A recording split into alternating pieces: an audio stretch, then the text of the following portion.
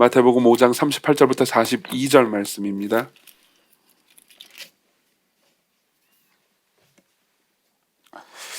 마태복음 5장 38절부터 42절 말씀 제가 봉독해 드리도록 하겠습니다. 하나님의 말씀을 들으십시오. 또 눈은 눈으로 이는 이로 갚으라 하였다는 것을 너희가 들었으나 나는 너에게 이르노니 악한 자를 대적지 말라. 누구든지 네 오른편 뺨을 치거든 왼편도 돌려내며 또 너를 고발하여 속옷을 가지고자 하는 자에게 겉옷까지도 가지게 하며 또 누구든지 너를 억지로 오리를 가게 하거든 그 사람과 심리를 동행하고 네게 구하는 자에게 주며 네게 꾸고자 하는 자에게 거절하지 말라. 아멘. 이는 하나님의 말씀입니다. 유튜브가 있어서 좋은 것 중에 하나는, 그러니까 유튜브 설교 영상의 조회수를 통해서 어느 정도 사람들의 마음을 그러니까 짐작할 수 있다는 겁니다. 뭐 예를 한번 들어보면, 제가 최근에 했던 설교를 예로 들어보죠. 최근에 했던 제 설교 중에 음욕이라는 제목을 가진 설교의 조회수는, 지지난주 설교죠. 그 설교의 조회수는 바로 전주에 했던 정직이라는 단어의 제목을 가진 설교의 조회수의 2배가 넘습니다.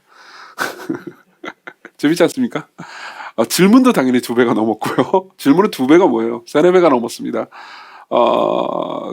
되게 흥미로운 거죠. 사람들이 더 관심이 있는 부분이라는 겁니다. 그리고 이건 제 체감일지 모르겠지만 사람들이 훨씬 덜 졸았던 것 같습니다. 오늘은 어떨까 하는 고민이 됩니다. 왜냐하면 오늘 제목은 복수이기 때문입니다. 복수하지 말라는 얘기겠죠.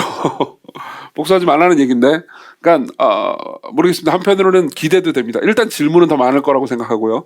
그리고 또 하나는, 그러니까 어떻게 이 모든 이야기들을 생각할지 의문이 듭니다. 게다가 이게 되게 우리한테 받아들이기 힘들 정도로 가혹한 말씀이 될 겁니다. 그리고 그게 오늘이 끝이 아니라는 것이 중요합니다. 왜냐하면 우린 다음 주가 있고요. 다음 주에 예수께서 이렇게 말씀하실 겁니다. 네 원수를 사랑하고 너희를 박해하는 자를 위해서 기도하라고요. 그러니까 이번 주하고 다음 주는 아주 가혹한 주가 될 겁니다. 그래서요, 제가 한번 추천한 적이 있죠. 존 스토트의 그 산상설교 책에 보면요, 이 본문을 이제 쭉 주석을 하면서 말씀을 전하기 전에 존 스토트가 이런 이야기를 합니다. 산상수훈의 도전이 여기보다 더 큰 곳은 없다. 기독교 대학 문화의 독특함이 여기보다 더 분명하게 나타나는 곳도 없다. 우리에게 성령의 능력이 여기보다 더 절실히 필요한 곳도 없다. 이렇게 말합니다. 우리에게 성령의 능력이 여기보다 더 절실하게 필요한 곳은 없다라는 거죠. 이건 제 목회 경험으로도 어느 정도 입증되는 것 같습니다. 제가 이 사람들과 더불어 상담을 할 때, 그리고 사람들이 저에게, 그러니까 분노와 복수심에 대해서 이야기를 할 때, 제가 이제 이 말씀의 근거에서 상담을 하잖아요. 그럼 가장 어려워했습니다. 가장 가혹하게 느꼈죠. 그리고 사실 굳이 상담까지 갈 필요도 없습니다. 제 마음 안에서도 이 말씀이 가장 가혹하게 느껴집니다. 왜냐하면 저도 복수심이 있고요. 그것 때문에 괴로워하는 사람이기 때문입니다. 그럼 이 본문을 통해서 예수께서 무슨 말씀을 하시고 싶으신 걸까요? 다만 여러분들이, 그러니까 이 본문을 통해서, 그러니까 잘못 오해하는 부분도 있다라는 것을 얘기를 해드릴 겁니다.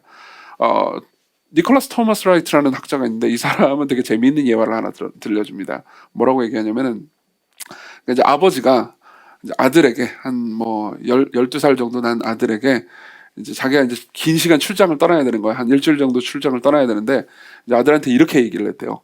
너 평상시에 내가 집에서 뭘 어떻게 했는지를 보았지?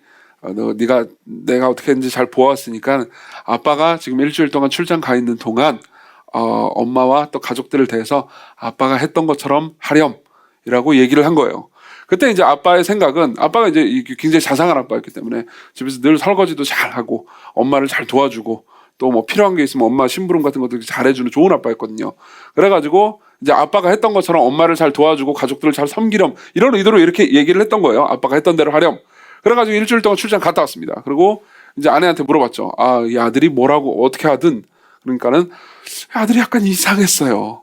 아침마다 일어나면 커피를 한 잔 마신 다음에, 12살짜리가 커피를 한 잔 마신 다음에 30분 동안 음악을 틀어놓고 뉴스를 보더라고요. 그러니까 이 잘못 이해한 거죠. 그죠? 마찬가지로 우리도 이 본문을 완벽하게 잘못 이해할 수도 있습니다. 그죠? 그래서 저는 이제 이런 말씀을 드릴 겁니다. 첫 번째로는 이 명령의 진정한 의미를 말씀드릴 겁니다. 그리고 두 번째로는요, 이 명령을 적용하는 방식들이 있습니다. 이 적용을 예수께서 4가지로 하시는데요, 이 명령의 적용을 살펴볼 겁니다. 그리고 마지막으로는요, 이 명령이 우리에게 주는 도전들을 살펴볼 겁니다. 첫 번째로 이 명령의 의미를 보죠. 본문 38절을 보면요, 예수께서 이렇게 말씀하십니다. 또 눈은 눈으로 이는 이로 갚으라 했다는 것을 너희가 들었으나 나는 너희에게 이르노니 악한 자를 대적지 말라, 이렇게 말씀하십니다. 자, 이게 무슨 의미일까요?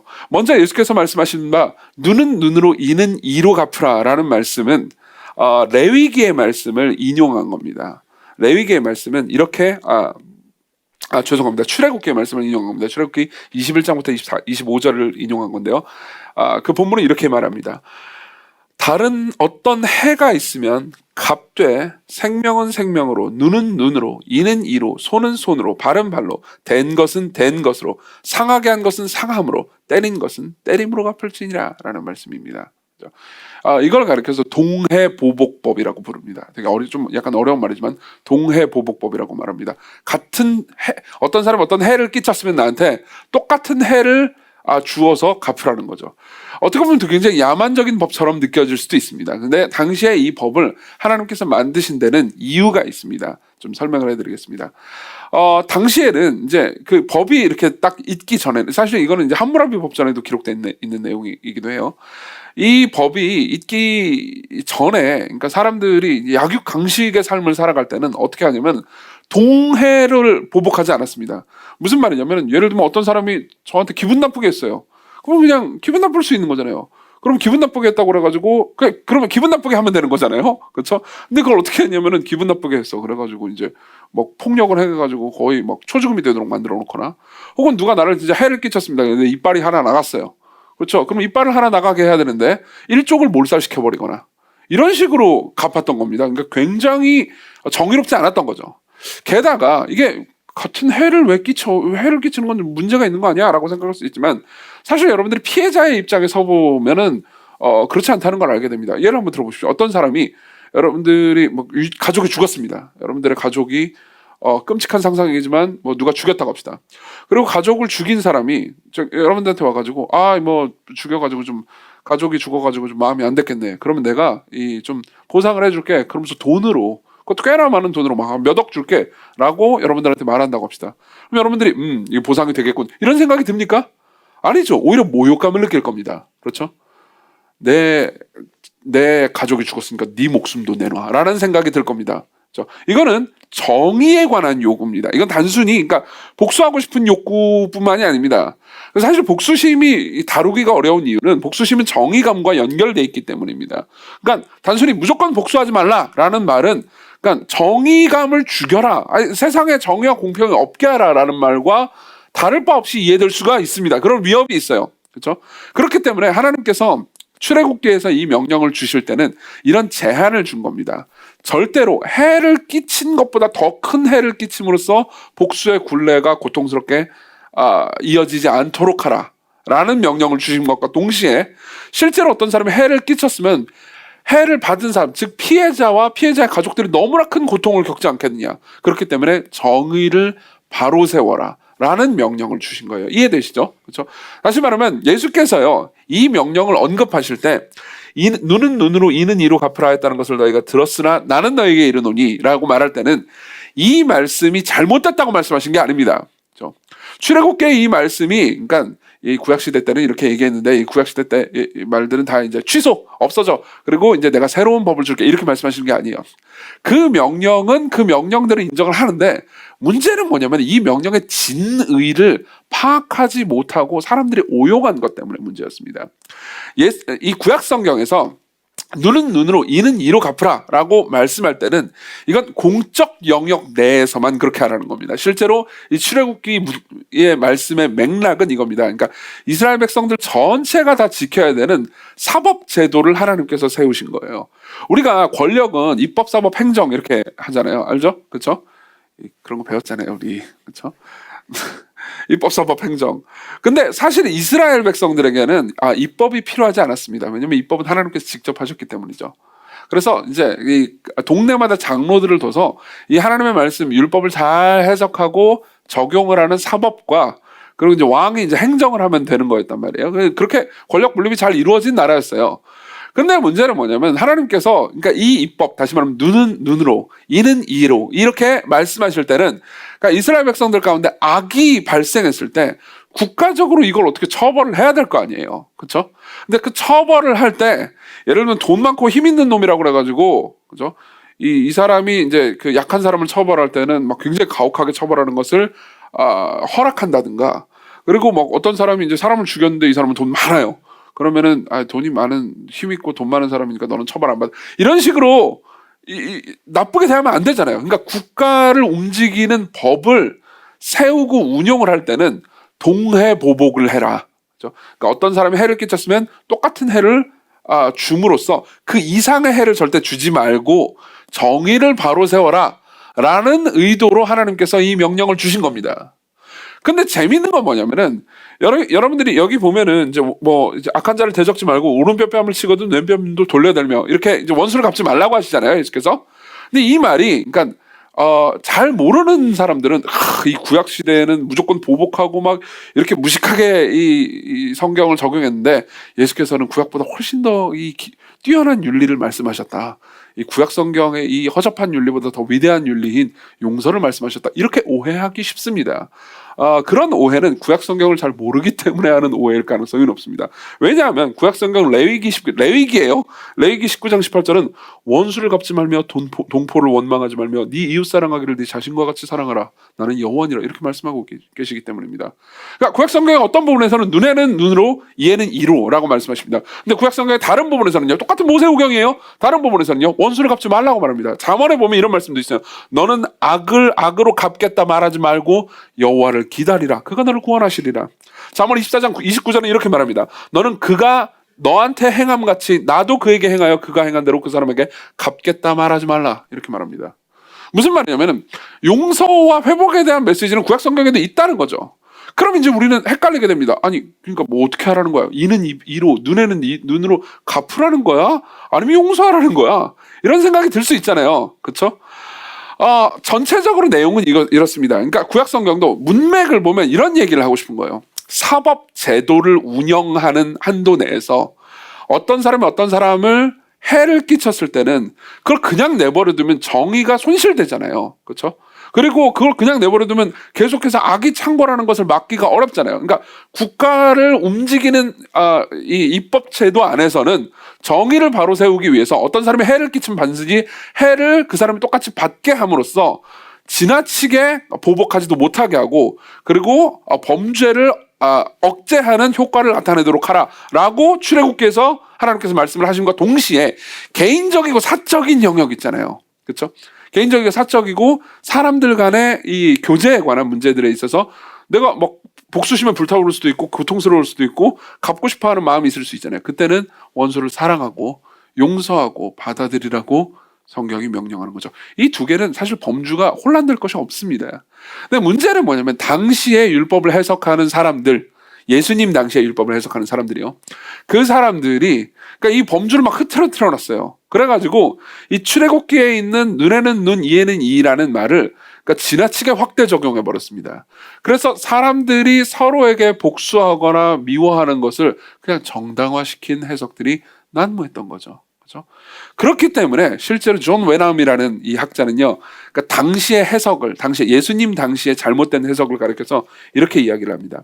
단호하지만 탁월한 이 사법적 응보 원리는, 그러니까 출애굽기에 눈에는 눈, 이에는 이 말씀은 그것이 패하고자 했던 바로 그것, 즉 개인의 복수를 위한 변명으로 활용되었다라고 말합니다. 그러니까 개인의 복수를 위해서 막 써먹었던 거예요. 법 같은 것도 무시하고요. 우리나라도 사실은 어떤 사람이 잘못을 저지르면 뭐 법의 제도를 통해서 뭐 사형, 뭐 무슨 뭐 징역 몇 년 이렇게 그러니까 보복을 하잖아요. 국가적 보복을 하잖아요. 그렇죠? 근데 이 국가적 보복 말고 개인적으로 사적으로 복수를 한다. 그러면 사적 복수는 엄격하게 금지되고 있다는 것을 여러분들이 알 겁니다. 그렇죠? 그러니까 마찬가지예요. 지금 고대 이스라엘에 그러니까 구약 성경에서 말하고 있는 복수는 사적으로 복수하지 마라. 오히려 사적으로 형제를 서로 용서하고 받아주라. 그렇지만 공적으로 볼 때 당연히 악은 응징되어야 하고 억제되어야 한다. 그렇기 때문에 동해보복, 눈에는 눈, 이에는 이로 정직하고 공정하게 판결을 내려라. 이렇게 말씀을 하고 있는 거죠. 그래서 여러분들이 여기서 이제 두 가지 이 극단을 피해야 됩니다. 한쪽 극단은요. 그러니까 이 눈에는 눈, 이에는 이라고 했잖아. 그냥 무조건 다 복수해버려. 그러면서 내가 누군가 미운 사람이 있잖아요. 그럼 그냥 미워하는 걸 정당화하는 극단을 피하십시오. 이건 잘못된 겁니다. 예수께서 금지하신 거예요. 그렇지만 여러분들은 레프 톨스토이 같은 극단을 택할 수도 있습니다. 톨스토이 같은 경우에는 산상수훈의 말씀을 굉장히 중요하게 생각했습니다. 그러니까 산상수훈의 말씀이야말로 예수님이 누구인지를 말해주는 이야기라고 생각을 했던 거죠. 그러면서 이거야말로 성경의 진정한 윤리지, 나머지 모든 성경은 잘못된 윤리라고 어느 정도 생각을 했습니다. 그렇기 때문에 국가의 사법제도, 그러니까 국가가 공적으로 보복을 하는 제도들 있잖아요. 이런 제도들 모두를 다 없애야 한다고까지 생각을 했습니다. 그리고 나중에 이제 그게 톨스토이 본인의 발목을 잡긴 해요. 자기가 뭐 억울한 일을 당했을 때도 어떻게 하소연할 데가 없거나, 혹은 이제 출판물의 인쇄와 이런 것들, 엄청난 작가였잖아요. 그러니까 돈 많이 벌 수 있었단 말이에요. 근데 막 출판사가 막 사기치고 막 그래도 이걸 어떻게 해결해야 되지, 막 정신을 못 차리고 그랬었어요. 그것도 아닙니다. 그러니까 예컨대 이러면 안 된다는 겁니다. 진짜로 어떤 큰 일이 일어났습니다. 교회에서 큰 일이 일어났다고 합시다. 뭐 누가 이런 일이 절대 있기를 바라지도 않고 있어서는 안 되지만 뭐 이제 긴 기독교 역사상, 그리고 최근에도 있는 일이긴 하니까 교회 내에서 폭력 사건이 일어났습니다. 혹은 교회 내에서 뭐 강간 사건이 일어났다고 합시다. 그러면은 이 말씀을 들이대면서 너는 용서해야지, 맞아, 뭐 고소하면 안 돼, 이렇게 해서는 안 된다는 겁니다. 이해되시죠? 이거는 그러니까 국가의 사법제도 안에서 실제로 악을 벌한 거에 대해서 벌하는 것이 잘못이 아니라는 겁니다. 그래서 이 문제에 있어서 그러니까 존 스토트는요, 굉장히 깔끔하게 이야기를 정리해 줍니다. 그러니까 하나의 딱 예를 들어주면서 이 전체 예수께서 하시고 싶은 메시지가 어떤 것인지 깔끔하게 정리를 해줍니다. 이렇게 얘기해 줍니다. 들어보세요.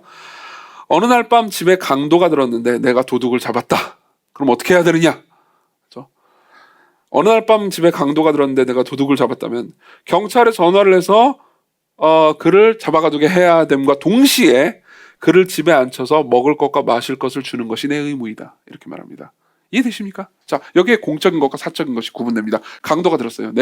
막 돈을 훔치려고 합니다. 그런데 내가 잡았어요. 그럼 어떻게 하죠? 공적인 부분은 정의를 바로 행해야 됩니다. 즉 경찰에게 전화를 하는 거죠. 근데 사적인 부분은 어떻게 하는 겁니까? 앉아서 먹을 것과 마실 것을 주면서, 뭐 아마 존 스토트 같은 사람이라면 복음도 전했겠죠. 그리고 네가 이 벌에 대해서 국가의 사법적인 합당한 법을 다지고 나오면은 내가 당신을 위해서 어떤 일들을 하겠습니다. 나를 찾아오세요. 라고까지 얘기했을 겁니다. 실제로 존 스토트는 그런 사람이었으니까요. 자, 이게 이제 전체적인 그림이 그려지실 겁니다. 그러면은 이게 이 예수께서 하신 이 말씀의 의미라면 이 말씀을 어떻게 적용해야 할까요?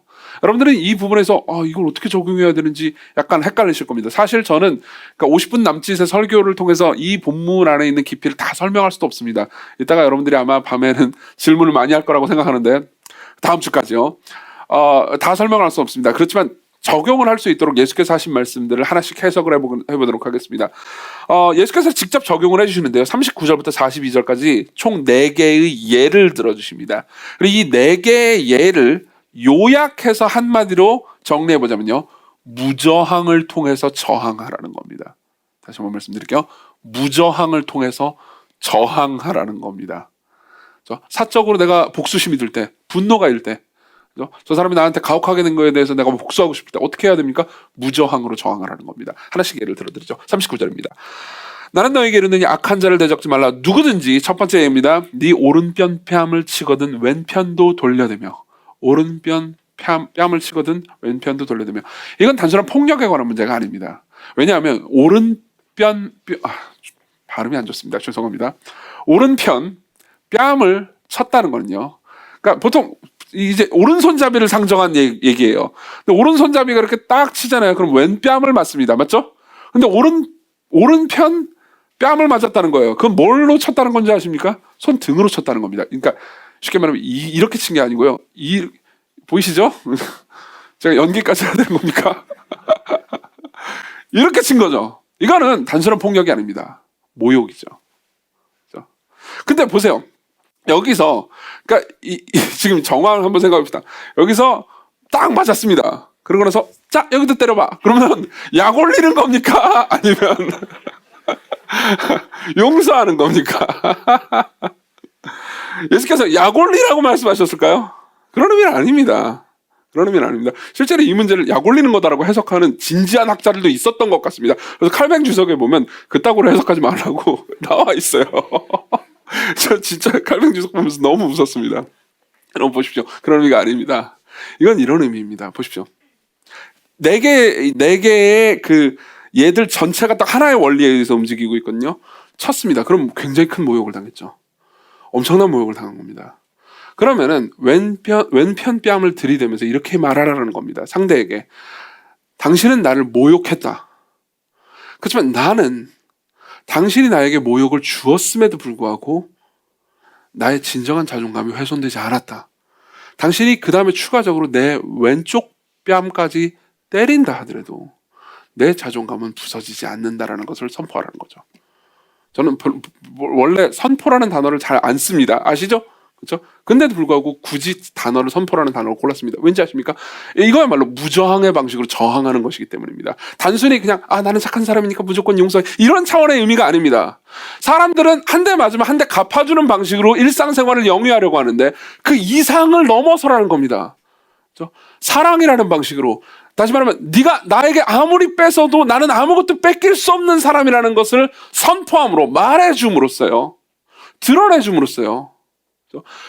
누구든 어떤 사람이 어떤 해를 가한다 하더라도 아무것도 뺏기지 않는 사람이 되라는 의미입니다.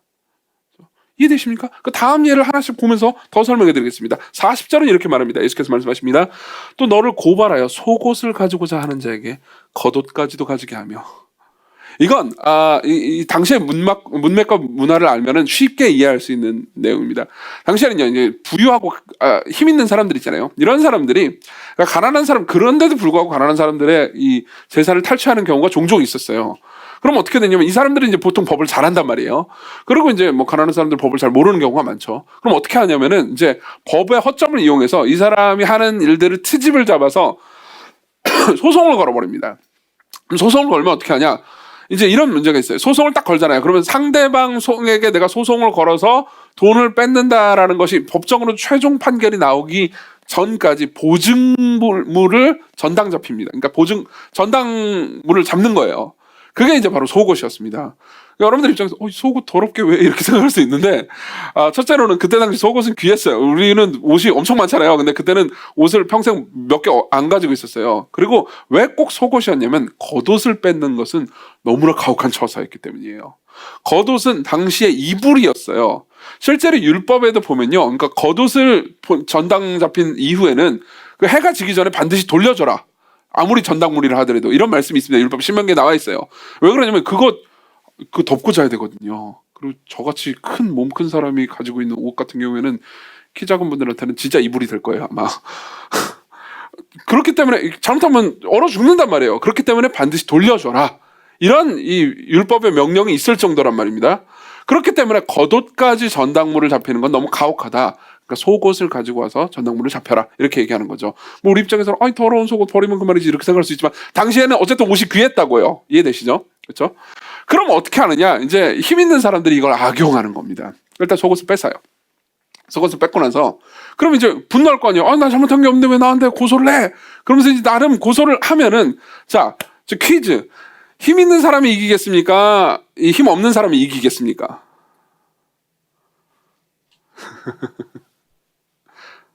어렵나요?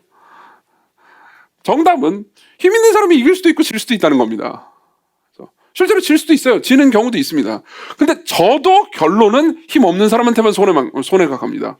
왠지 아시죠? 그렇죠? 힘 있는 사람이 이깁니다. 이기면 이제 땡큐죠. 재산을 몰수할 수도 있습니다. 근데 졌어요.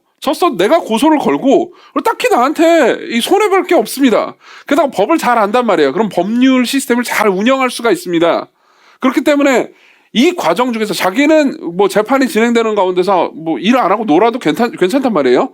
근데 가난한 사람들은 하루라도 일을 안 하면 입에 풀칠하기 힘든단 말이에요. 그러니까 그걸 악용해서 그러니까 그러니까 가난한 사람 입장에서는 자기가 이기더라도 결국 손해를 보기 때문에 자기 아예 그냥 이 고소건에 안 휘말리는 게 최선이었단 말이에요. 그렇죠? 그러니까 가가지고 이제 협상을 시도할 수밖에 없는 거죠. 도대체 나한테 뭘 원하냐? 그렇죠? 그러면서 이제 그런 식으로 재산을 탈취해가는 악랄한 사례들이 굉장히 많았습니다.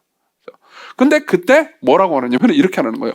겉옷을 주라는 겁니다. 자, 왜 겉옷이라는 단어가 나왔는지 얘기해 드리겠습니다. 아까도 제가 말씀드렸듯이 이스라엘의 율법에는 겉옷만큼은 최소한 인지상정이지 겉옷만큼은 저녁이 되기 전까지는 무조건 돌려줘라라는 법이 있었단 말이에요. 당연히 이스라엘 모든 백성들이 다 알고 있었죠. 이 법은요. 근데 겉옷을 그냥 주라는 거예요. 그러면서 이렇게 자, 저는 또 이 단어를 의도적으로 썼습니다. 선포하라는 거죠. 어떻게 선포하냐면 당신은 나한테 아무것도 뺏을 수 없어. 내 겉옷, 심지어 내 겉옷마저 뺏어간다 하더라도 당신은 내가 속옷을 뺏는 거하고는 아무 상관없어. 내 겉옷마저 뺏어간다 하더라도 당신은 나를 흔들 수 없어. 라고 말하라는 거죠. 왜 이게 가능했습니까? 여러분들이 시편을 나중에 보잖아요. 그러면은 겉옷과 연관해서 이스라엘 백성들의 고백 같은 것들을 들을 수 있습니다. 사실 겉옷은 그러니까 즉 이불은요 굉장히 중요했단 말이에요. 이스라엘 백성들한테 우리한테 겉옷을 잃는다 그러면은 집을 잃는다까지는 아닐 수 있어도 재산의 상당 부분을 잃고 내가 정말 추워지고 가난해진다라는 걸 의미하는 거였어요. 그렇기 때문에 여러분들이 성경을 자세히 살펴보잖아요. 그러면은 특히 시편을 보잖아요. 그러면 하나님께서 우리의 날개가 되신다라는 표현 본 적 있죠? 그렇죠? 이 표현은 우리를 보호해 주신다라는 표현이긴 하지만 밤에 추울 때 우리를 덮어 주신다라는 표현이기도 했어요. 그러니까 겉옷마저 없는 가난한 사람들한테는 우리의 날개이신 하나님께서 얼마나 나를 덮어주시고 내 삶을 책임져 주실 수 있을까 하는 소망의 표현이었단 말이에요. 그렇기 때문에 예를 들면 시편 91편 4절은 이렇게 말합니다. 하나님이 너를 그의 깃으로 덮으시리니 네가 그의 날개 아래 피하리로다. 그 진실함은 방패와 손방패가 되시라니 이런 말씀이 있습니다. 이건 뭐예요? 그러니까 너무너무 가난해서 겉옷마저 잃어버린 사람들이라 하더라도 하나님은 내 겉옷입니다. 내 이불이 되십니다. 이렇게 고백하는 것과 같았다는 거죠. 그렇죠? 그러면 이제 이렇게 말하라는 거예요. 예수께서 이렇게 말씀하시는 겁니다. 누가 너의 속옷을 빼앗고자 하느냐? 네 재산을 강탈하고자 하느냐? 겉옷을 줘라. 그러면서 네가 내 겉옷마저 빼앗을지라 하더라도 너는 나에게 있어서 나의 날개 그늘이 되시는 나를 진정으로 덮으시는 여호와 하나님을 뺏을 수는 없어 라고 선포하라는 거죠. 자 보십시오. 이건 단순한 너무너무 착한 사람들이 뺏기면서 용서하겠어 이게 아닙니다. 오히려 보복이죠. 보복입니다. 근데 해를 끼치면서 보복하는 게 아닙니다. 오히려 잃어버리면서 보복하는 거죠. 이 원리는 계속됩니다. 자, 제일 이 원리가 드러나는 게 41절입니다. 읽어드리겠습니다. 또 누구든지 너를 억지로 오리를 가게 하거든 그 사람과 심리를 동행하고 이것도 배경이 있습니다. 이때 당시 유대인들은 이제 로마 제국의 통치 아래에 있었단 말이에요. 근데 로마인들에게는 어떤 법이 있었습니다. 어떤 법이 있었냐면 로마 군병들은 이제 길거리 지나가다 뭘 하다가 노동력이 필요할 수 있잖아요. 어떤 일을 죄송합니다.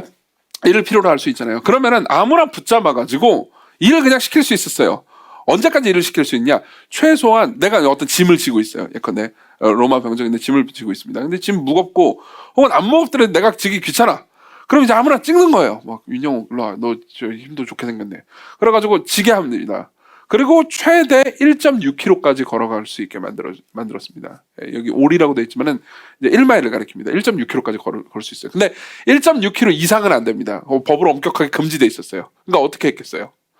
어떻게 하긴 뭐 어떻게 해요? 배은민 일로 와. 그러면서 1.6km 딱 재가지고 하고 그다음에 거기서 또 다른 사람 윤영옥 일로 와. 이런 식으로 잡아가지고 이제 노동 착취를 행했던 거죠. 근데 누가 너를 노동 착취를 하게 되면 어떻게 하라는 거예요? 1.6km를 더 가라는 거죠. 이건 뭘 의미하죠? 이건 뭘 의미하죠? 그러니까 한편으로는 막 괴롭히고 보복하려는 마음으로 이걸 하라는 의미가 아닙니다. 당신이 내게 노동 착취를 한다 하더라도 당신은 궁극적으로 나에게 아무것도 뺏을 수 없다라는 것을 말하라는 겁니다. 말하라는 겁니다. 다시 말하면 선포하라는 겁니다. 그래서 이렇게 얘기합니다. 아까 제가 얘기했던 니콜라스 토마스 라이트는 이 본문에 대해서 얘기하면서 이렇게 얘기합니다. 1.6km를 더 가주어서 이 군병을요 놀라게 하라. 그런 행위는 그 군병을 불안하게 만들 것이고 자신이 무슨 짓을 하고 있는지 서서히 깨닫게 할 것이다. 그러면서 이렇게 말하는 겁니다. 당신이 로마의 군인이기 때문에 당신이 그러니까 내 위에 있는 존재이기 때문에 당신이 정권과 힘을 가지고 나를 압제하지만 나한테 있어서 진정한 왕은 당신과 당신의 로마 제국이 아니다. 나한테 있어서 진정한 왕은 하나님이다. 그리고 그 하나님께서 나를 돌보고 계시기 때문에 당신이 나를 착취한다 하더라도 나는 그것 때문에 흔들리는 존재가 아니다 라는 걸 선포하라는 거죠. 그리고 마지막 42절은 이렇게 말합니다. 42절, 네게 구하는 자에게 주며 네게 꾸고자 하는 자에게 거절하지 말라. 이건 뭡니까? 사람을 이용하는 사람을 어떻게 대해야 되는지에 관한 이야기입니다. 그러니까 단순히 예컨대 이 말을 이렇게 적용하지 마십시오. 가난한 사람이 와가지고 막 돈 좀 주세요 그러는 걸 무조건 빌려줘라 이런 의미가 아닙니다. 물론 그런 경우는 무조건 빌려줄 수 있죠. 그리고 그 정도의 윤리는 사실은 여러분들이 꼭 예수님을 믿지 않고서도 생각할 수 있습니다. 기독교 신앙이 없다 하더라도 가난한 사람들을 잘 돌봐야 된다는 생각은 대부분 동의할 겁니다. 모두가 동의하지는 않을 수도 있겠지만요. 하지만 예수께서 말씀하시는 건 그 이상입니다. 누군가 자기가 돈이 있음에도 불구하고, 이 문맥과 정황상 이런 내용입니다. 돈이 있음에도 불구하고 너를 이용하기 위해서 너를 그냥 돈으로만 보는 사람들이 있을 거다. 그건 너를 he나 she로, you로 보고 있는 게 아니죠. 아까 예전에도 여러 번 말씀드렸지만 it으로 보고 있는 겁니다. 사람으로 자기가 동등한 인격으로 대하는 게 아닙니다. 이용하는 거죠. 그럴 때 어떻게 합니까? 이용당해라 이렇게 말하는 거죠. 그럼으로써 네가 이용당함을, 그러니까 누구든지 그러면은 보세요. 이용하려고 그러면 분노하면서 막 저항하게 되잖아요. 근데 그거를 어떻게 하냐면 분노하면서 저항하는 방식으로, 그러니까 피하려고 하지 말고 그냥 당당히 이용당하면서 고통스러워하지 말아라. 그러면서 네가 그 사람 마음대로 너를 불행하게 만들 수 있는 사람이 아님을 입증해라 이렇게 얘기하는 거죠. 내게 신뢰는요 전부 다 공통점이 있습니다. 누가 너에게 해를 끼치려고 하거든 그 해에 대해서 저항하거나 혹은 싸움으로써 너 자신을 괴롭히지 말고, 그 해가 너에게 온다 하더라도 너의 본질은 흔들 수 없는, 너의 가장 중요한 행복은 뺏을 수 없는 사람임을 드러내라. 그러면서 네가 진정 누구의 것인지, 그리고 네가 진정 어떤 사람인지를 간증하라, 선포하라 이렇게 말하는 겁니다.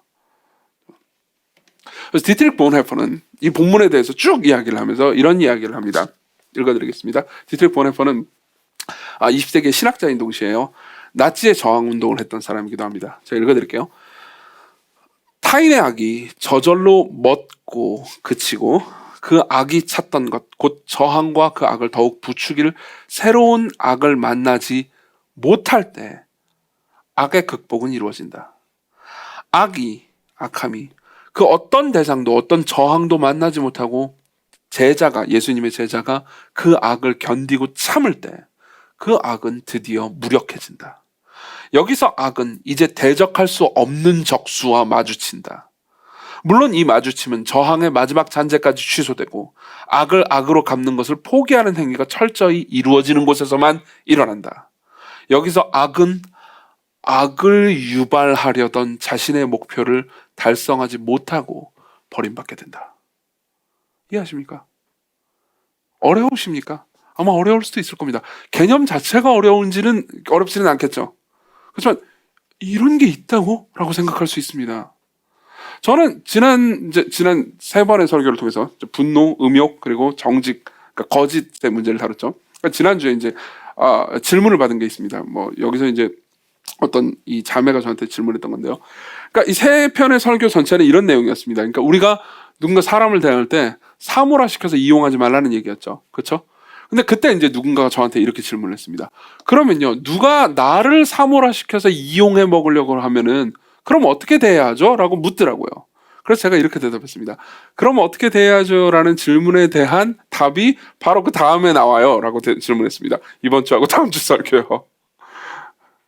정리해드릴까요?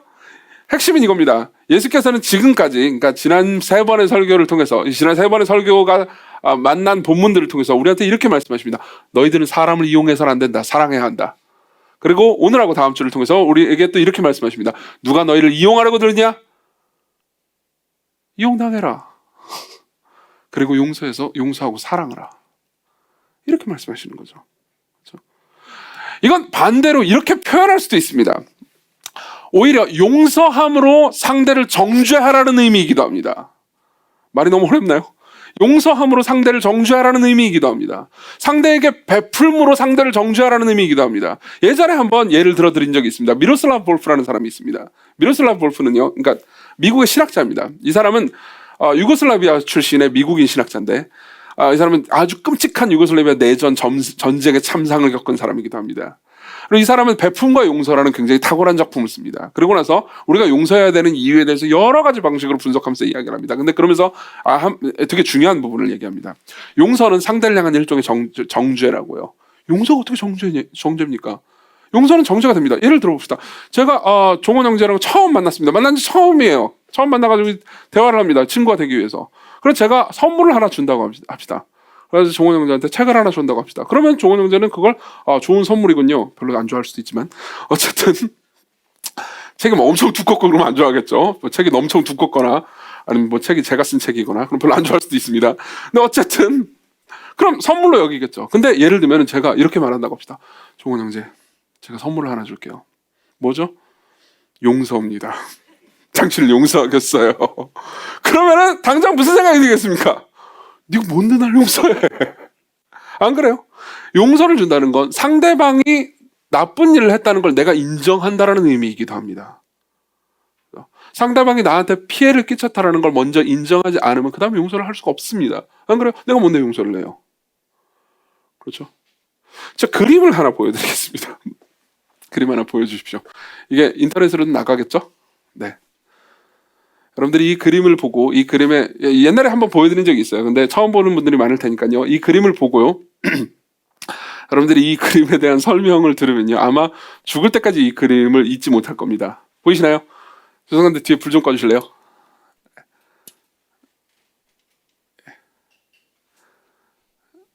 보이세요? 잘 보여요? 네, 잘 보일 거라고 생각합니다. 이게 무슨 그림이죠? 그죠? 여기서 이렇게 손을 내미는 사람 있잖아요. 그렇죠? 이 사람이요. 이 사람의 이름이 덕 빌렘스라는 사람입니다. 네덜란드 사람이에요. 이 사람은 메노나이트입니다. 그러니까 이제 침례교 교도였습니다. 제세례파 교도였습니다. 덕 빌렘스, 이 무슨 장면인지 설명해 드릴게요.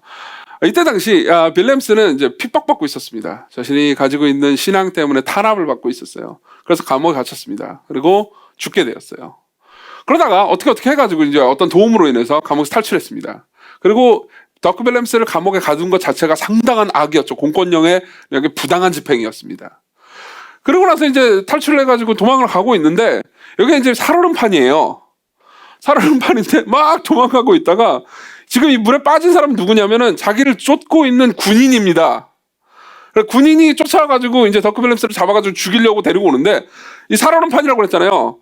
이게 빠진 거예요. 빠지면 어떻게 되죠? 죽잖아요. 그래서 어떻게 하냐? 덕 빌렘스가 구해줍니다. 왜냐하면은 예수께서 네 오른편 뺨을 치거든 왼편도 돌려대면 너를 고발하여 속옷을 가지고자 하는 자에게는 겉옷까지도 가지게 하며 누군지 너를 억지로 오리를 가게 하거든 그 사람과 심리를 동행하고 내게 구하는 자에게 주며 내게 구구자 하는 자에게 거절하지 말라고 말씀하셨기 때문이에요. 이 말씀을 문자적으로 지켜야 되는 거죠. 그래서 어떻게 했냐? 구해줍니다. 그리고 그 다음에 어떻게 됐겠습니까? 다시 끌려갑니다. 구원받은 애가 살았다 그러면서 일로 와. 불 켜주세요.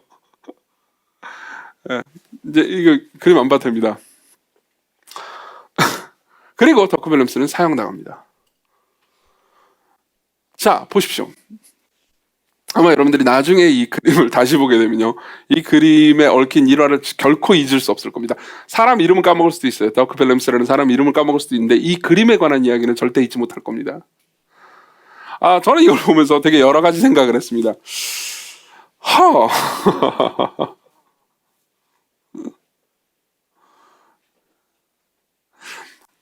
이 이야기는요,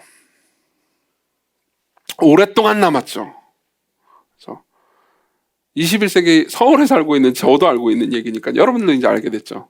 오랫동안 남았죠. 오랫동안 남으면서 한편으로는 용서와 사랑의 가치를 높이기도 했지만요. 이게 되게 중요한데요. 다른 한편으로는요. 당시의 시대가 얼마나 야만적이고 사람의 목숨을 함부로 여겼는지에 대해서 폭로하는 그림으로 남았습니다. 한편으로는 용서와 사랑이 높여졌죠. 한편으로는 정죄하고 있습니다. 이 그림이 정죄하고 있어요. 뭐죠? 악을 대항하고 있습니다.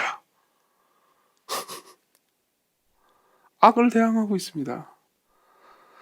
예수께서는 단순히 누가 너한테 악을 저지르든 나쁜 짓을 저지르든 그냥 가만히 눈 뜨고 그냥 착하게만 살아라라고 말씀하시는 게 아닙니다. 그분이 그러기 위해서 이 땅에 오신 것도 아닙니다.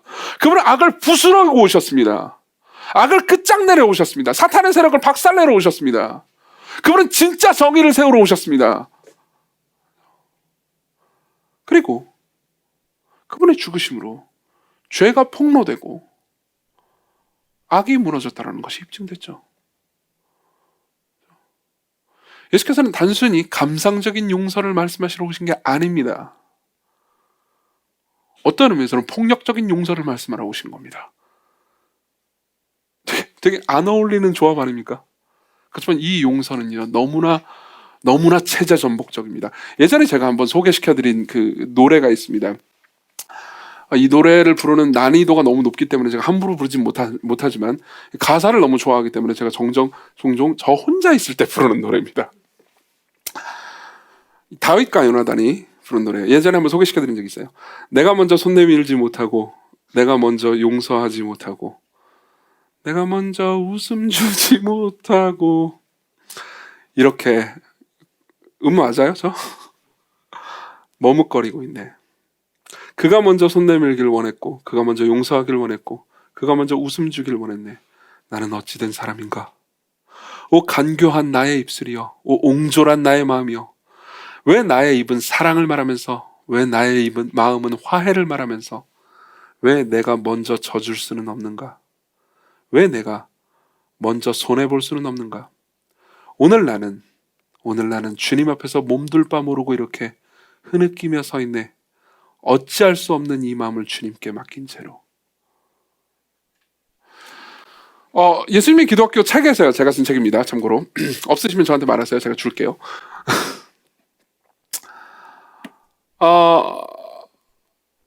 책에서요, 제가 이 가사를 소개를 해놓고 나서 제가 밑에다가 이렇게 써놨습니다.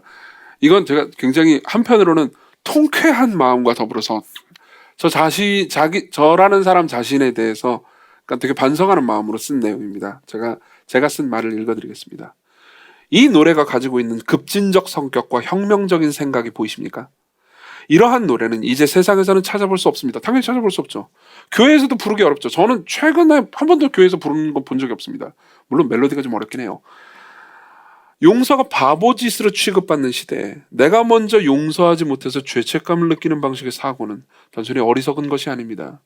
이는 체제 전복적이고 폭력적이며 혁명적입니다. 그 폭력성은 무너뜨리고 부수며 고통스럽게 하는 것이 아니라 오히려 치유하고 세우고 변화시키는 폭력이죠. 이 노래가 가진 폭력성은 정확히 이 세상의 악과 고통을 겨냥합니다. 그리고 세상을 사랑으로 덮는 혁명을 일으킵니다. 이해되십니까? 자, 그러면 그 다음으로 넘어갑시다. 이 명령, 예수께서 주신 이 명령이 주는 도전이 무엇인지 생각해 봅시다. 우리는 이 명령이 이미 도전적이라는 걸 느끼고 있습니다. 그렇죠? 저는 이런 메시지를 전할 때마다 되게 여러 가지 저항들을 들었습니다. 그중에 제일 큰 저항은 이거였습니다. 그런 마음이 들지 않아요. 그런 마음이 들게 만들어 주세요. 내가 어떻게 해요? 네가 설교를 더 잘하면 되잖아. 못한다고요. 제가 이 말씀을 드리죠. 제가 뭘 어떻게 말하든 간에 예수께서 말씀하신 건 변하는 게 아닙니다. 여러분들은 저한테 여러 가지를 질문합니다. 저는 그 질문을 좋아합니다. 그리고 질문에 대답하는 것도 좋아하죠. 그렇지만, 질문을 하실 때요. 여러분들이 저한테, 성경이 이렇게 명령을 했는데 그 명령이 틀렸다라는 것을 저한테 확인시켜받기를 원하는 의도의 질문을 하실 때가 있습니다. 그런 질문을 하는 여러분들을 이해합니다. 왜냐하면 저도 그러고 싶을 때가 있기 때문입니다. 저도 그러고 싶을 때가 있기 때문입니다. 근데 제가 거기에 대해서 답변을 할 때는 이렇습니다. 저는 여러분들에게 제 생각을 말할 권리가 없습니다. 제 생각을 말하고 싶지 않다가 아닙니다. 이 단에서요. 저는 여러분들에게 제 생각을 말할 권리가 없습니다. 바꿔서 말해볼까요? 여러분들은 여기서요, 이정규 개인의 생각을 듣지 않고 하나님의 말씀을 들을 권리가 있습니다. 맞죠? 그리고 그분의 말씀은 우리가 기분이 나쁘든 기분이 좋든 받아들일 수 있든 받아들일 수 없든 변하지 않습니다. 네 누구든지 네 오른편 뺨을 치거든 왼편도 돌려두며 또 너를 고발하여 속옷을 가지고자 하는 자에게 겉옷까지 가지게 하며 또 누구든지 너로 억지로 오리를 가게 하거든 그 사람과 심리를 동행하고 네게 구하는 자에게 주며 네게 구고자 하는 자에게 거절하지 말라. 이 말씀은 안 변합니다. 우리가 바꾸려고 해도 바꿀 수가 없습니다. 그러면 방법은 하나밖에 없습니다. 우리의 마음을 바꾸는 거죠. 어떻게 우리는 복수심으로부터 자유로워질 수 있습니까? 저는 이 문제를 이해하기 위해서 복수심에 관한 여러 책들을 읽었습니다. 그리고 대부분의 책들은 이렇게 말했습니다. 이게 되게 재미있는 부분이었어요. 그러니까 복수의 심리학이니 뭐 여러 가지 책들을 봤습니다. 그리고 정신과 의사가 쓴 책들도 봤습니다. 그러고 나서 저는 굉장히 재미있는 모순을 하나 발견했습니다. 그 책들은 뭐 어쨌든 복수하자 이렇게 말할 수도 없고, 그리고 무조건 용서하자라는 예수님의 그 대부분의 책들은 무조건 용서하자는 이 본문 있잖아요. 이 본문을 다 언급하더라고요. 자, 진짜요. 제가 읽은 지지난주 한 2주 동안 한 3권 정도의 책을 읽었거든요. 근데 놀랍게도 그건 국내 저자와 국외 저자 모두가 있었는데요. 이 3권의 책 전부 다 예수님의 이 말씀들을 다 인용했습니다. 그리고 결론은 뭔지 아세요? 이렇게 사는 건 불가능하다. 이렇게는 하지 마라. 이렇게 살면 니들 그 스트레스 쌓여가지고 화병 걸린다라가 결론이었습니다. 근데 또 동시에요. 되게 재밌는 거는 그 3권 모두 다요. 이런 얘기를 하는 겁니다. 자꾸 복수심을 품고 살면은 당신의 일상이 잡아먹힌다고 얘기를 합니다. 어떤 책은 이렇게 말합니다. 네 일상이 잡아먹힌다. 그렇죠. 계속해서 그 사람에 대해서 묵상하느라, 내가 미운 그놈에 대해서 묵상하느라 내 일상이 잡아먹히기 시작합니다. 그죠? 그리고 두 번째로는요, 당신이 더 나약해지고 자기 연민에 취약해지게 된다는 겁니다. 그렇죠. 실제로 내가 누군가를 미워하는 걸 정당화하잖아요. 그리고 그게, 그러니까 내가 누군가를 미워하고 복수심을 품는 것에 대해서 저항감을 못 느끼잖아요. 그럼 내가 누군가를 미워하고 복수심을 품는 자기 자신이 정당하다라는 것을 끊임없이 인식시키면서 거기에 훈련됩니다. 그럼 어떻게 됩니까? 누군가 나에게 아주 작은 해를 끼쳐도, 다시 말하면 그게 그 사람의 악의가 아니었다 하더라도, 그러니까 그 사람이 모르고 행했다 하더라도 나는 복수심에 불타오르는 사람이 된다는 겁니다. 그런 식으로 내가 훈련돼요. 나는 쉽게 분노하는 성향을 가진 사람이 됩니다. 그렇게 훈련되면서 성장해가는 거죠. 그리고 또 동시에요, 점점 내가 용서할 수 있는 범위가 좁아듭니다. 예컨대 우리는 이렇게 말합니다. 우리 사회가 가지고 있는 문화는 이렇게 말합니다. 그냥 손절하라고요. 그렇죠? 문제는 이겁니다. 계속해서 손절하면 어떻게 되는지 아십니까? 계속해서 누군가 나에게 피해 끼치는 사람에 대해서 손절로 하면은요, 결국은요, 왜 내 가족들은 손절하지 말아야 하는지에 대해서 이유를 찾기 어렵게 됩니다. 왜요? 내 마음이 그렇게 훈련되기 때문입니다. 그렇기 때문에 복수를 하지 말라고 해놓고선 재밌는 건 뭐냐면은, 제가 읽은 3권의 책 모두가, 그중에서 제일 재밌는 건 복수의 심리학이라는 책이었습니다. 모두가 뭐냐면, 근데 이 종교에서 말하는 특히 이 예수가 산상설교에서 말하는 이 정도는 인간이 어떻게 하냐? 그러면 너 스트레스 쌓여 죽는다. 그러니까 그 정도는 하지 마라. 그럼 어떻게 하라는 거예요? 답은 없습니다. 되게 재미있는 경험이었습니다. 그렇지만 성경은 답을 얘기해주고 있습니다. 그리고 성경의 답은 통쾌할 겁니다. 여러분들에게 절대 가슴이 꽉 막힌 방식이 아니고 되게 통쾌한 방식일 겁니다. 성경은 뭐라고 말하는지 아십니까? 이렇게 말합니다. 들어보세요. 로마서 12장 19절입니다. 로마서 12장 19절부터 21절은요. 예수께서 하신 오늘 본문의 말씀의 일종의 반향입니다. 이 사도 바울이 본문의 말씀을 묵상해서 적용해서 내놓는 결과물이라고 많은 학자들은 이야기합니다. 제가 읽어드릴게요. 내 사랑하는 자들아, 너희가 친히 원수를 갚지 말고, 여기까지 별로 기분이 안 좋아요. 그래서 그 다음, 하나님의 진노하심에 맡겨라. 기록되었을 때 원수 갚는 것이 내게 있으니 내가 갚으리라고 주께서 말씀하시니라. 네 원수가 줄이거든 먹이고 목마르거든 마시게 하라. 그러므로 네가 숯불을 그 머리에 쌓아놓으리라. 무슨 말인지 아십니까? 간단하게 정리하자면 이렇습니다. 원수를 갚지 마라. 아, 정말요? 하나님께서 갚으실 거거든. 염려하지 마라. 그분이 공적으로 모든 것을 해결하실 것이다. 네가 사적으로 할 필요가 없다. 너는 그저 용서하고 받아들여라. 그리고 그를 위해서 기도하라. 악에게 지지 말고 선으로 악을 갚으라. 선으로 악을 대항하라. 이렇게 말씀하시는 겁니다. 이건 우리에게 깊은 만족감을 결국 줄 수 있습니다. 왜냐하면요, 들어보십시오. 여러분들 아무리 복수를 해도 온전히 복수할 수는 없기 때문입니다. 온전히 복수할 수는 없습니다. 누군가 내 가족을 죽였습니다. 그리고 내가 그 사람을 개인적으로 죽였다고 합시다. 그럼 그 문제가 온전히 풀립니까? 아니면 국가가 모든 걸 해결해 줍니까? 국가가 심지어 사법적으로 올바른 절차를 밟았다 하더라도 내 마음에 맺힌 것은 다 풀리지 않을 겁니다. 그렇지만 마지막 날 하나님의 최종적인 심판은요, 모든 걸 회복시킬 수 있습니다. 마지막 날 하나님께서 최종적으로 심판하시는 것을 볼 때 고통당한 사람들은요, 그때서야 비로소 내 마음이 맺힌 것이 풀렸다라고 말할 수 있을 겁니다. 그걸 기대하라는 거죠. 그리고 하나님께서는요, 그 시기를 보면서 인내하고 계시다고 말합니다. 그래서 여러분들은 방법이 있습니다. 좋은 방법이죠. 분노가 올라오십니까? 갚고 싶으십니까? 복수하고 싶으십니까? 대부분의 정신과 의사들은 그때 마음속으로 미워하라고 말합니다. 겉으로는 미워하지 말고, 그럼 나한테 또 해가 끼치고 이 문제가 복잡해지니까. 실제로 신동근이라는 의사분은 이렇게 얘기합니다. 행동으로 옮기지 않는 마음속으로 복수를 하는 것은 좋은 방법이다. 마음속으로 복수를 하는 상상만으로도 꽤 도움이 될 것이다. 상상이 않는 현실에서 미워하는 방법도 있다. 인형이나 베개나 공을 상대방으로 생각하고 째려보는 것도 해결책이 된다. 왜 째립니까? 그냥 때리면 되지. 보십시오. 더 나은 해결책을 알려드리죠. 그 미움을 가지고 기도로 나아가는 겁니다. 그 미움을 가지고 기도로 나아가는 거예요. 그 미움을 고스란히 가지고 하나님 앞에 점잖은 채 할 필요도 없습니다. 고스란히 하나님께 가지고 나가는 겁니다. 그리고 하나님께 토로하는 겁니다. 불경한 것 같다고요? 아니요. 성경에 나와 있어요. 시편을 보십시오. 여러분, 시편 3편을 보면요, 다윗이 원수를 향한 그 분노를 하나님 앞에 토로하는 장면이 나옵니다.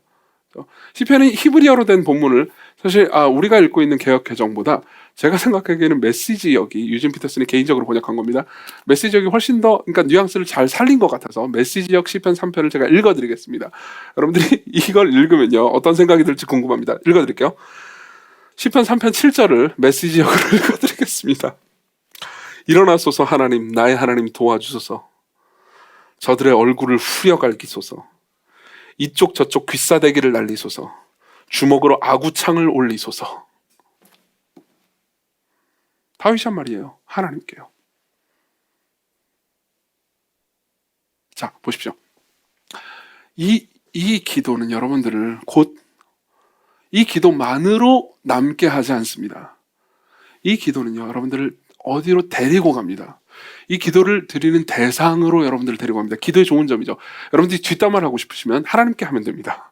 그렇죠? 사람들끼리 하지 마세요. 뭐 어떻게 해결해 줄 거예요? 아니잖아요. 그렇죠? 내 마음만 조금 시원해지고 말 거잖아요. 근데 하나님은 해결해 줄 수 있잖아요. 그렇죠? 그래서 이정규 욕을 하고 싶으시면 좋습니다. 하나님께 하시면 됩니다. 그렇죠? 신나게 욕하십시오. 그렇지만 여러분들이 욕을 하다 보면요, 여러분들이 욕을 나누고 있는 그 대상을 생각하게 됩니다. 어떤 대상이죠? 그분이 어떤 분이시죠? 이쪽 저쪽 귀싸대기를 맞으시고 주먹으로 아구창을 맞으신 분입니다. 마가복음 14장 65절. 어떤 사람은 그에게 침을 뱉으며 그의 얼굴을 가리고 주먹으로 치며 이르되 선지자 노릇을 하라. 하인들은 손바닥으로 치더라. 손바닥으로 쳤다는 게 뭘 의미하는지 아십니까? 실제로 본문을 보면요, 이 손등으로 쳤다는 겁니다. 모욕을 주었다는 거죠. 그분은 모욕적으로 맞으셨습니다. 그리고 그분이 십자가에 달리셨을 때 그분은 옷을 주셨죠. 마태복음 27장 35절. 그들이 예수를 십자가에 못 박은 후에 그 옷을 제비 뽑아 나누고 그분은 완전히 벗김 당하셨습니다. 그리고 그분이 십자가형을 언도받으셨을 때 군병들은요, 예수님을 끌고 갔습니다. 희롱을 다 한 후 홍포를 벗기고 도로 그의 옷을 입혀 십자가에 못 박으려고 끌고 나가니라. 이건 역시 1.6km를 끌고 가려고 했던 군병들이 예수님을 노동을 시킨 거였죠. 그분이 끌려가셨습니다. 그리고 나서 그분이 십자가에 달리셨을 때 우리가 구하지도 않은 것을 그분은 하나님께 구해서 주셨습니다. 아버지, 저들을 사하여 주옵소서. 자기들이 하는 것을 알지 못함이니이다. 여러분, 십자가 주변에 있는 그 어떤 사람도 예수님께 용서해달라고 구하지 않았습니다. 그러나 예수께서 그들을 용서해달라고 성부 하나님께 구하셨죠. 여러분들이 하나님을 상대한다면요, 하나님이 보내신 분을 생각하게 됩니다.